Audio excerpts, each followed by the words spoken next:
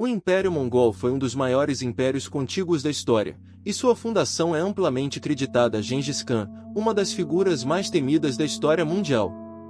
Gengis Khan, nascido em Temujin em 1162 na região da Mongólia, cresceu em um ambiente de constante conflito entre as tribos nômades. Seu pai, um chefe tribal, foi envenenado quando Temujin era ainda jovem, deixando-o e sua família em uma situação vulnerável. Durante sua juventude, Temujin enfrentou inúmeras adversidades, incluindo a captura e escravização por tribos rivais. No entanto, ele conseguiu escapar e começou a reunir seguidores leais.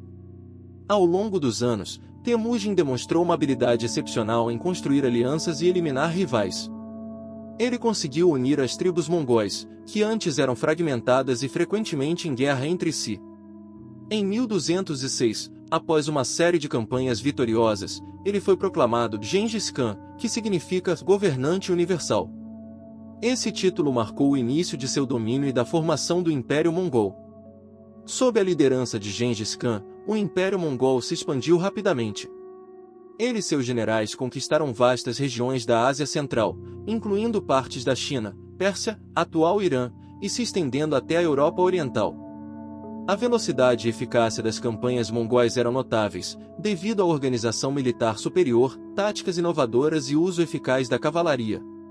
Além de ser um líder militar formidável, Gengis Khan também era um administrador astuto. Ele implementou um sistema de leis conhecido como Lyasa, que regulava a vida social e política no império. Gengis Khan também promoveu a meritocracia, recompensando seus seguidores com base na lealdade e competência, ao invés de privilégios de nascimento. Gengis Khan promoveu o comércio e facilitou a comunicação dentro do império.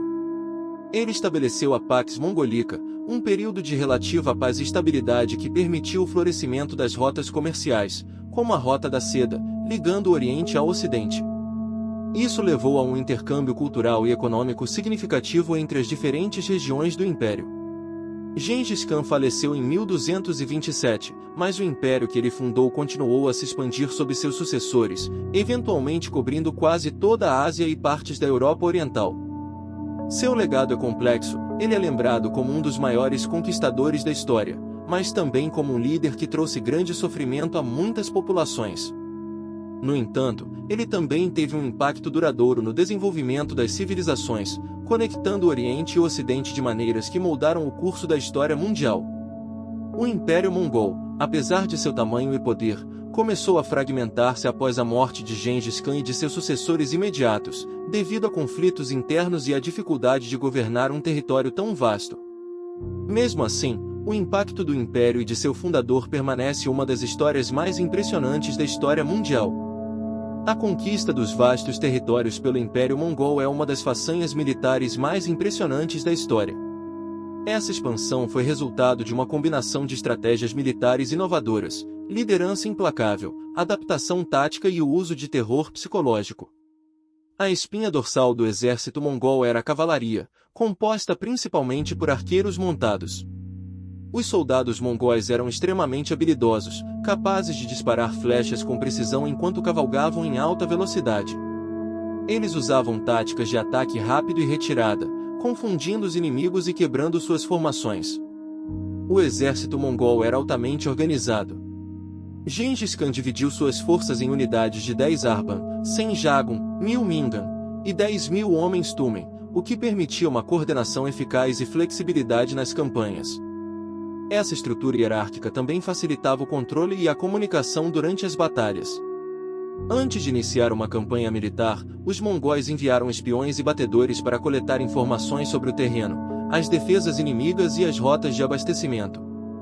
Isso permitia que eles planejassem seus ataques de maneira precisa e, muitas vezes, surpreendente para seus adversários. Os mongóis eram mestres em adaptar as táticas de guerra de seus inimigos. Por exemplo, ao invadir a China, eles capturaram engenheiros chineses e adotaram o uso de catapultas e outras tecnologias de cerco. Isso foi fundamental para a conquista de cidades fortificadas, que anteriormente representavam um desafio para as forças mongóis.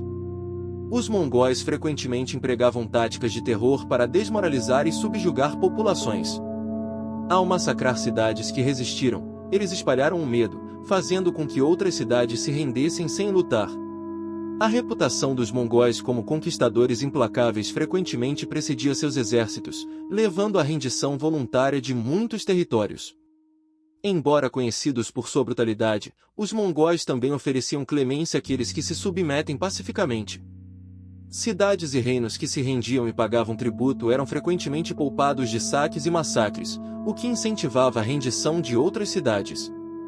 A invasão da China foi uma das campanhas mais significativas dos mongóis. Gengis Khan começou sua ofensiva contra a dinastia Jin, no norte da China, em 1211. Combinando táticas de cerco e guerra móvel, os mongóis eventualmente tomaram Pequim, então chamada Zhonggu, em 1215. A conquista da China foi completada pelos sucessores de Gengis Khan, que fundaram a dinastia Yue. Após assegurar sua posição na Mongólia e no norte da China, Gengis Khan voltou sua atenção para a Ásia Central. Em 1219, ele lançou uma campanha contra o Império Corásmio, localizado no atual Irã e Turcomenistão, após a execução de embaixadores mongóis. A campanha foi brutal e devastadora, com cidades inteiras sendo destruídas. Sob o comando de Subedei, um dos mais brilhantes generais de Gengis Khan, os mongóis avançaram para o oeste, derrotando exércitos na Rússia, Polônia e Hungria. A Batalha de Khalkha, em 1223, e a Batalha de Legnica, em 1241, são exemplos de vitórias mongóis que demonstraram sua superioridade militar na Europa Oriental.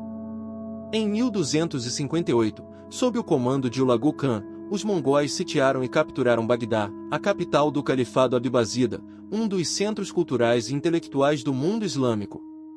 A cidade foi saqueada e o califa foi executado, marcando o fim do califado como uma potência política significativa. As conquistas mongóis resultaram na criação do maior império contíguo da história, que se estendia da Europa Oriental até a Ásia Oriental. A devastação causada pelos mongóis foi imensa, mas, ao mesmo tempo, eles também facilitaram o intercâmbio cultural, econômico e tecnológico entre o Oriente e o Ocidente. A chamada Pax Mongolica permitiu a reabertura da Rota da Seda, promovendo o comércio e a comunicação entre diferentes partes do mundo. O sucesso dos mongóis em conquistar vastos territórios não foi apenas resultado de sua brutalidade, mas também de sua capacidade de adaptação, inovação e liderança militar eficaz. A combinação dessas qualidades fez deles uma das forças mais formidáveis da história mundial. O Império Mongol, que se tornou o maior império contíguo da história, começou a declinar logo após seu auge, devido a uma combinação de fatores internos e externos.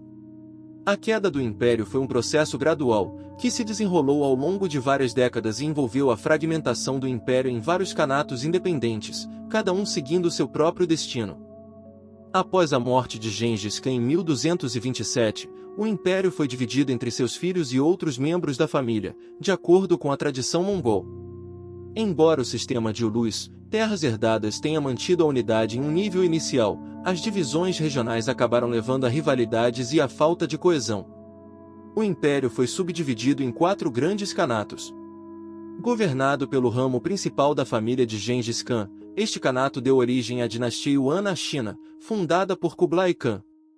Localizado no atual Irã e Iraque, sob o governo de Hulagu Khan. Governado pelos descendentes de Chagatai, segundo filho de Gengis Khan. Fundado por Batu Khan, este khanato controlava grande parte da Rússia e das estepes da Europa Oriental.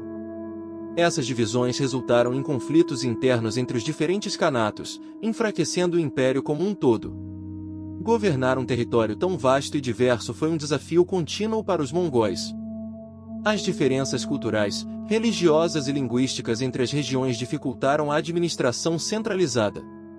Além disso, os recursos necessários para manter o controle sobre um império tão grande eram enormes, e o aumento das rivalidades internas tornou a administração ainda mais complexa. Durante o auge do império, a força militar mongol era unificada sob um comando central. No entanto, com a fragmentação do império, cada khanato começou a desenvolver suas próprias forças militares, muitas vezes em conflito umas com as outras. Isso diminuiu a capacidade dos mongóis de responder eficazmente a ameaças externas e internas. Em várias partes do império, populações subjugadas começaram a resistir ao domínio mongol. Na China, por exemplo, a resistência aumentou com o tempo, culminando na revolta dos Turbantes Vermelhos no século XIV, que contribuiu para o colapso da dinastia Yuan. Da mesma forma, na Pérsia, os mongóis enfrentaram revoltas contínuas, exacerbando os problemas internos. À medida que os khanatos enfraqueciam, potências regionais começaram a emergir e desafiar o domínio mongol. Na Rússia, o Principado de Moscou começou a ganhar força e, eventualmente, conseguiu derrotar a Horda Dourada na Batalha de Kulikovo em 1380, marcando o início do fim do domínio mongol na região. Na China, a dinastia Yuan, fundada por Kublai Khan, enfrentou uma crescente resistência popular e dificuldades administrativas. Em 1368, a dinastia Ming, liderada por Zhu Yuanzhang, conseguiu derrotar os mongóis e tomar o controle de Pequim. A expulsão dos mongóis da China marcou o fim do Grande Kanato e uma parte significativa do Império Mongol. O Ilkhanato, localizado na Pérsia, começou a desintegrar-se após a morte de seu último governante forte, Abu Sa'id, em 1335. Sem um líder central forte, o Ilkhanato fragmentou-se em pequenos estados que eventualmente foram absorvidos por outras potências regionais, como os otomanos e os timúridas. O Kanato de Chagatai, por sua vez, fragmentou-se em vários estados menores e perdeu influência na Ásia Central. A Horda Dourada, que dominava a Rússia e partes da Europa Oriental, começou a declinar no século XIV devido a lutas internas e à ascensão das potências russas.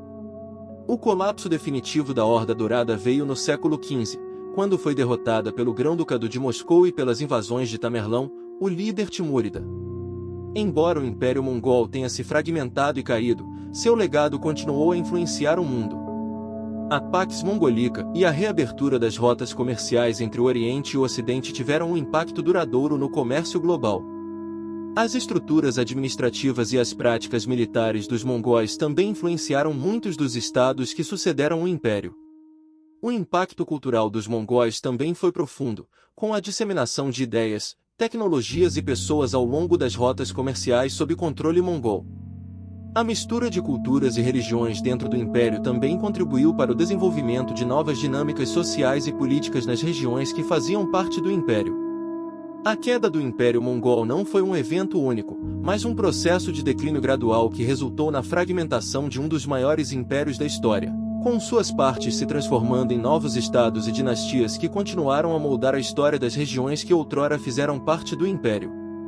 Não se esqueça de curtir o vídeo, se inscrever no canal e ativar o sininho para receber notificações de novos conteúdos. Deixe seu comentário.